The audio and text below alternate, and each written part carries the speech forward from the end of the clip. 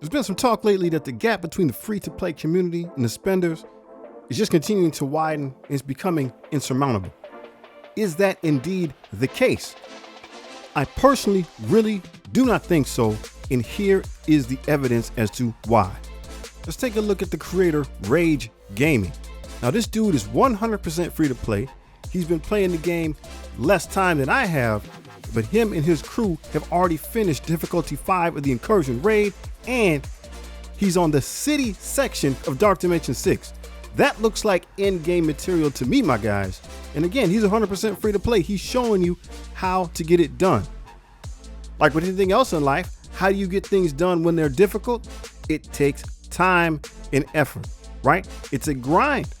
It's a grind. If you want to be great at anything in life, we're not just talking about Marvel Strike Force. You want to be great at anything in life, you have to continue to put in the work a little bit every day. 10% effort, 100% of the time gets results. So when you're working hard, it doesn't matter what phase in the game you're in, you're going to get results. Now, as far as that money is concerned, so let's take a peek over at Mobile Gamer, right? He shows you, he's had some of these videos out here about how much that he has spent in his Marvel Strike Force journey. And it's a significant amount of money. It's a significant amount. But what really assists him in pushing forward in content and getting things done, it's that he's not doing it alone, right? Nobody really has success by themselves. Nobody does.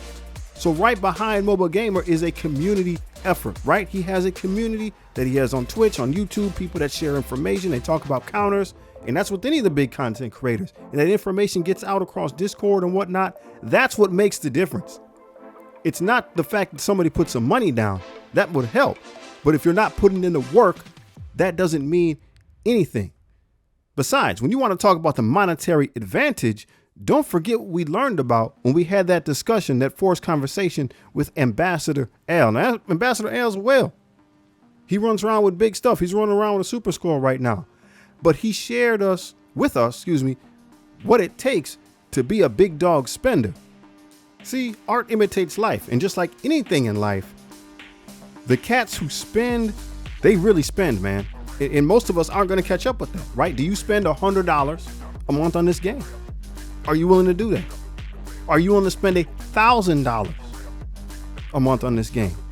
What about $10,000? Like, I don't even make that much money, right? So people are spending my salary on this game. And if you're not willing to do that, then no, you're never going to catch up to that person.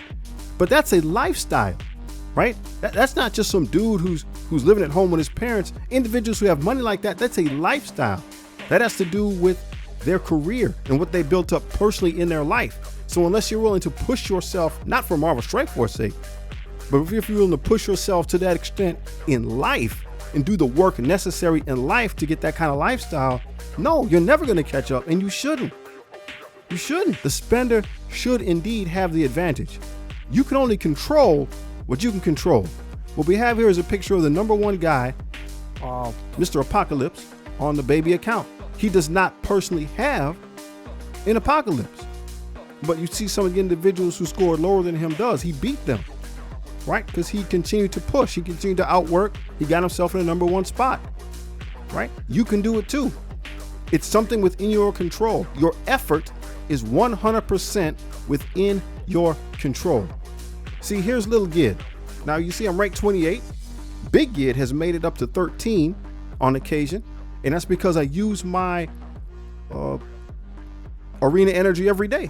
Even if I know I'm going to lose, even if I'm past payout, I still do it to push myself as far as I can. And sometimes it doesn't matter. Sometimes you get stuck. You're sitting in 30, you're sitting in 50, you're sitting in 100. But that time when the other person doesn't play that day, you were there to play and you pushed up and now you got the spot. Now, this whole conversation came about because of what's going on in the Strike Pass right now.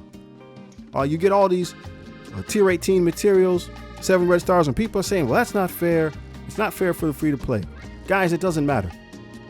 It doesn't matter, right? We've had some ridiculous deals in the past Marvel Strike Force, and it doesn't matter, right? What matters is what you're going to do with it. I may be for once in a long time. I may be for once going to go ahead and spend on this.